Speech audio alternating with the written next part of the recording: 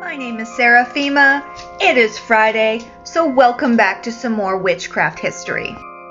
Unlike previous weeks where I had a set topic, this week I will be doing catch-up and fulfilling a few requests.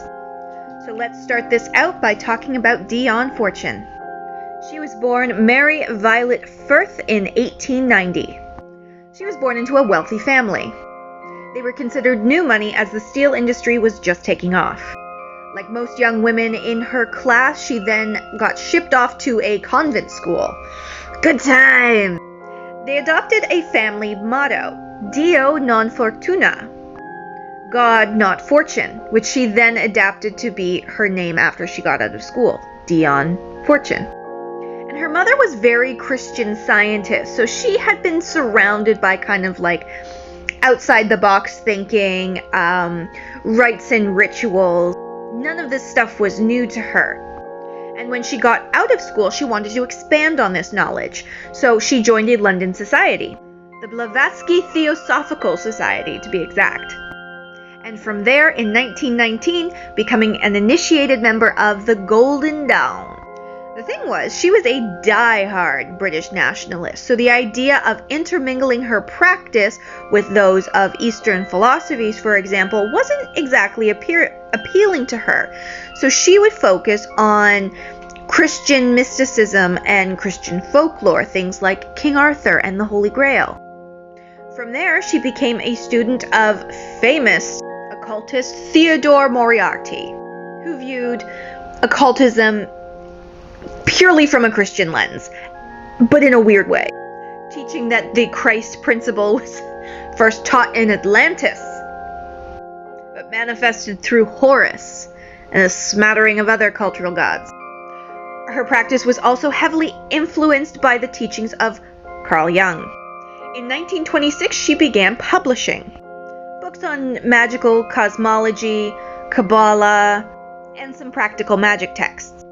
She was quite clever, though, because this was before the repeal of the Witchcraft Act, so she wrote everything as fiction.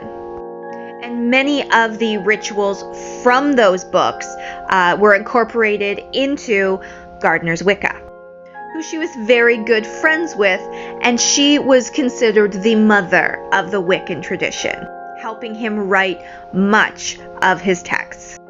In 27, she left the Golden Dawn to make her own society, the Fraternity of Inner Light, which still exists today, though they strongly emphasize that they are not related to witchcraft in any way, nothing to do with it, and you're like, sis. Agrippa von Nettesheim Henricus Cornelius, that is one name. It's one dude! Born September 14th, 1486. Commonly goes by the name of Cornelius Agrippa, and he was a famous occultist of the 16th century. And his primary focus was on high ceremonial magic. And actually, his 3 books of occult philosophy are essentially the cornerstones of Western occultism. And he was a cool dude. He lived a very interesting life, because when he was around and when he was practicing, it was super illegal. He was always one step ahead of the witch hunter. The guy served the royal house of Austria for a couple generations.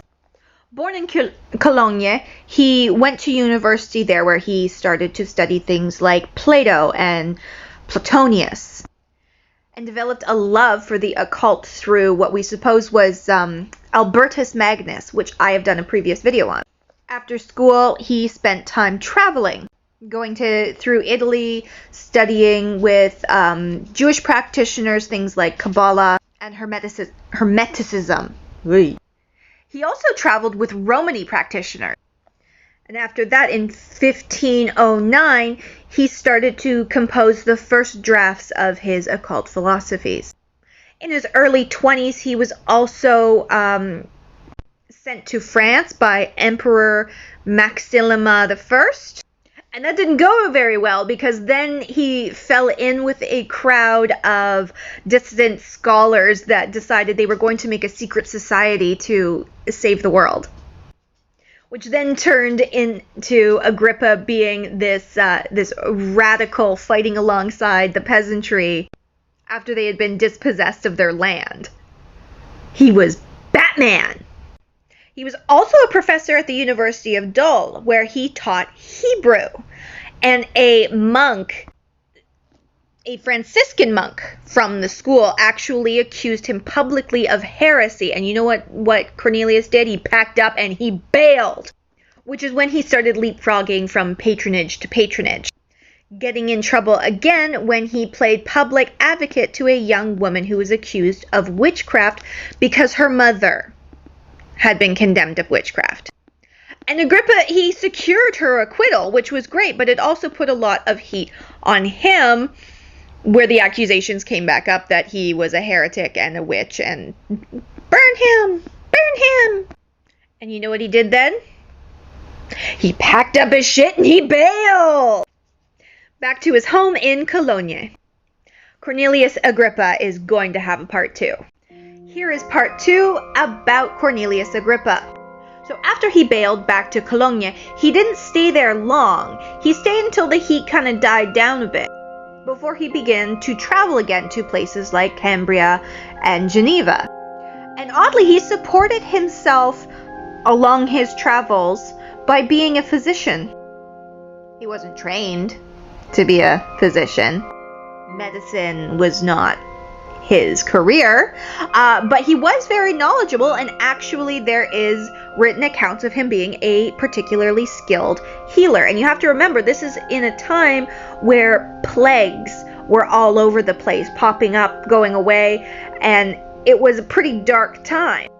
And while licensed physicians were fleeing for their own health and safety, Agrippa would stay and administer to the sick. And his medical career pops up throughout periods of his life. He actually used it quite often to support himself and his family. But this didn't exactly help his reputation much, as he already had a bit of a reputation for being a witch, a sorcerer, alchemist, diviner, even, rumor has it, dabbling in necromancy. And so he was kind of turned into this sort of like boogeyman figure, with some folk tales talking about Agrippa the Mad will find you and get ya. And the guy had all kinds of folk tales and legends told about him. That he had this black dog with him always that was a disguised demon, or as familiar. And there's one about an apprentice and a demon, but I'll have to look into that and get back to you. And a point of note about Agrippa is, despite the mood of the era, he was actually very tolerant and even accepting of other people's faith and practice. Even writing, despite the varying differences, each religion has something good to offer, which I can tell you was not a popular mindset of the time. In Antwerp in 1533, his occult philosophies were finally put into print. And it is well worth getting your hands on. I mean, anything the Spanish Inquisition tried to halt printing of is worth getting your hands on. There's this one part about the universe being a living being with a soul and a carnal body made up of the element. I mean, it's masterful, really. It's beautiful. He didn't get to see his volumes reach a widespread audience, though, as he died shortly after the third book's publication. After his death, a fourth book was printed, although one of Agrippa's close friends denounced it as fraudulent. One of the videos I wouldn't upload when I first did Notable Figures was my video on Helena Blavatsky's crime. Helena Petrovna Blavatsky, born August 12, 1831. This woman was an occultist. She was an author. She was a visionary. She was a philosopher, theologist, founder of the Theosophical movement, founding a society with Henry Steele Olcott. Is generally seen as the mother of the founder of the Western New Age ideas, introducing many Eastern traditions and beliefs to Western society, and absolutely vital to our modern practice, as she was the one who really started disseminating occultism versus spirituality. Now, she was born in Russia and actually is the granddaughter of a Russian princess. And being a part of the upper elite, was primarily homeschooled and was raised by the servants, which isn't necessarily a bad thing, as many of her servants would teach her folklore customs and rites and rituals, folklore and folk magic of Russia, which is so cool. You should look into it. She claimed to have many experiences with fey creatures of the forest around her, as well as the ability to hear spirits as a child. And she was definitely a go-against-the-grain kind of gal, often using her relationship with the Rusalka to threaten adults, saying the Fae were going to come and tickle them to death, which was not a good thing to say in this time, as people were exceptionally superstitious. So it made people very uncomfortable with her presence and kind of ostracized her from society. At the age of 17, she was forced into a marriage with a very old man, General Nikifor Blavatsky. It didn't last long, as a few months into the marriage, she bolted. Good on you, girl. And between the years of 1848 and 1858, a 10-year gap, we have no idea what happened, where she was, where she traveled. There's nothing for 10 years. You get all kinds of weird things. She's a famous pianist in Serbia, or she worked in the circus for a Turkish traveling group. Hiding her identity, she worked as a lady's maid. And it wasn't until much later in life that she did admit some of what had happened during that 10-year span, like how and we'll have to get into that in part 2. Here is part 2 on Helena Blavatsky. So it wasn't until later on in life that Helena admitted to a few of the details of her 10-year span where nobody knew where she was. Like how in 1856 she went to India and traveled across Asia, even visiting Tibet, which hadn't really been done by Westerners yet. She also said that in 1867 she may have fought with Garibaldi in Italy, claiming that she had scars from saber fights and bullets. She did go back to Russia for a spell. We don't really know what happened. Some accounts have her having a son who died in infancy. Other accounts have her traveling around providing mystical readings to people. But either way, she developed this reputation of mysteriousness, which even got her a bad reputation in her own family, as when her grandmother died, she was completely left out of the inheritance. So, broke and alone, in 1873, she hopped on a ship with the last of her cash and went to New York. And she wasn't afraid to get her hands dirty. She did all kinds of work when she first got there, working in factories, working as something called a pen wiper. It's a job.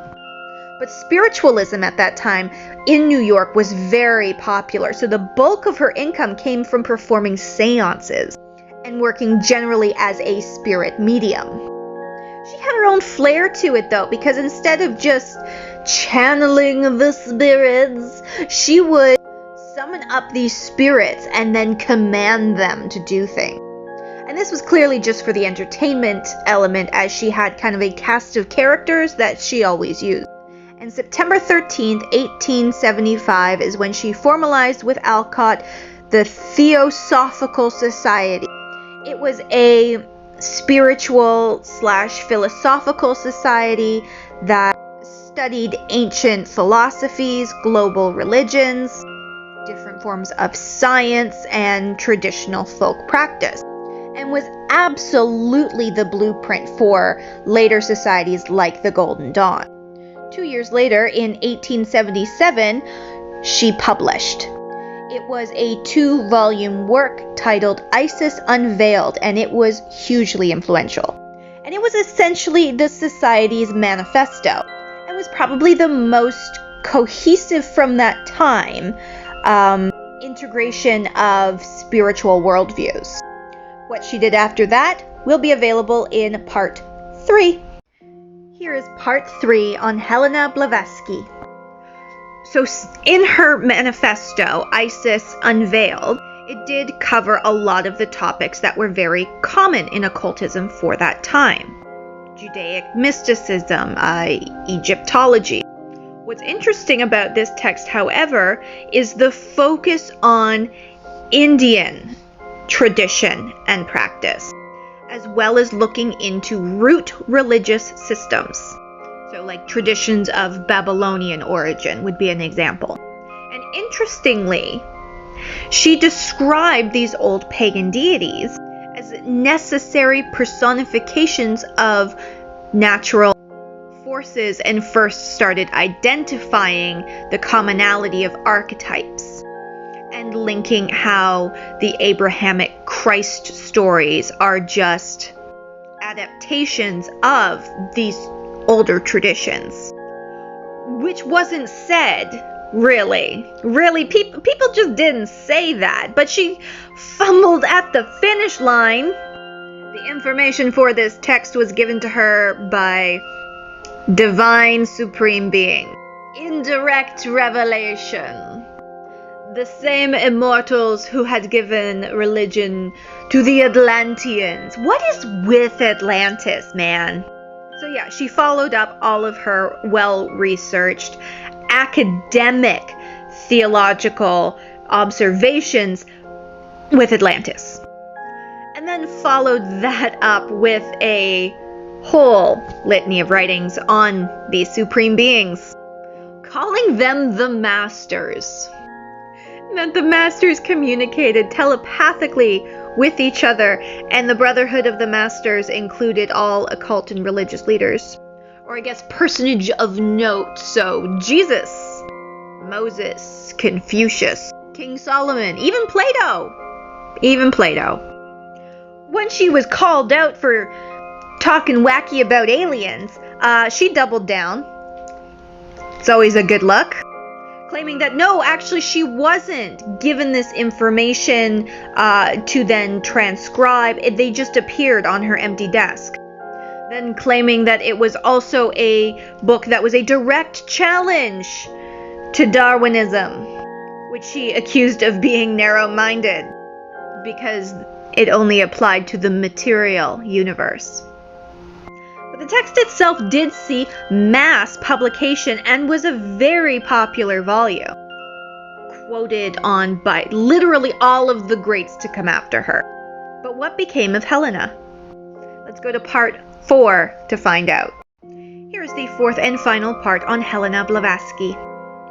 So after her manifesto blew up and she went a little doolally with aliens in Atlantis, she didn't really stick around. As 3 years later, in December of 1878, she and Alcott ran away together. They left New York for the native quarter of Bombay, India. Even in India, controversy continued to swirl around her. She had made a reputation for herself that she just could not shake. So what did she do? She owned it. She never once fit into the tiny little box that is respectable woman.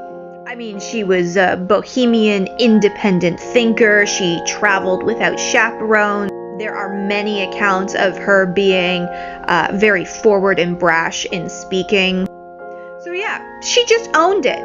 Even being accused of being a sexual libertine that many perceive to be a wicked woman. But she spent the rest of her life in India, dedicating what remained of her life to discovering the spiritual truths it had to offer. But a point of note is, despite having this very Eastern religious focus, it was very appealing to Christian occultists like Anna Kingsford and Dion Fortune. But I can really appreciate the emphasis on cultural diversity when exploring theological concepts. And she was in communication with a lot of the heavy hitters that came just after her, one being MacGregor Mathers, who she told was wasting his time and energy on high ceremonial magic, describing it as pretentious and puffed up. So she was a hugely controversial figure of her time, a massive contributor to our modern views on witchcraft and occultism. And quite frankly, a bit of a badass. And for those reasons, we're gonna overlook the Atlantean alien thing. And I dearly hope you take a minute to look into the life of Helena Blavatsky. Here are some more witchcraft history. We're going to talk about a name that is synonymous with new practitioner. Let's talk about Raymond Buckland, born August 31st, 1934. Buckland grew up with his father, who he described as a full-blood Romney, and he was a freelance writer. So their household was always filled with critical thinking and investigative journalism. By age 12, a paternal uncle came around a lot and introduced little Raymond to spiritualism and occultism, which is what sparked his lifelong interest. In the late 1950s, he had read Gerald Gardner's Witchcraft Today and immediately started corresponding with Gardner himself. These correspondence went on for about a year and even included Gardner's high priestess herself, Monique Wilson. In February of '62, Raymond actually moved. He immigrated to the United States, where he became a spokesperson for Gardner. But it wasn't for an entire year in '63 that he was finally initiated by Monique Wilson and was able to meet Gardner for himself, which was aptly timed because Gardner passed away not long after, but long enough that Gardner actually gave Buckland his first few books of resources, and it just set him off to acquire this massive collection, which turned into the first museum of witchcraft in the United States. And he was instrumental in the introduction of two of Wicca's most popularized branches.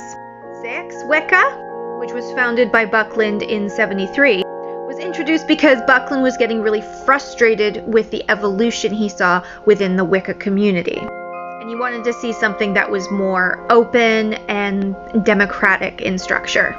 The other branch was Picti Wicca, which is heavily based on the Pictic traditions in Scotland. It's a solitary practice that focused more on the ritual and even shamanic aspects of ceremony. Very much about folk magic, folk practice, divination, and healing. And this tradition could be directly plagiarized from Aidan Breac, whose mother actually burned as a witch. Texts you can find from Raymond Buckland still exist today. They're very, very popular, especially with new practitioners, and they are compendiums of knowledge. And they're more encyclopedic in nature. He's an interesting and at times problematic character in history, and I highly suggest that you go look into him for yourself.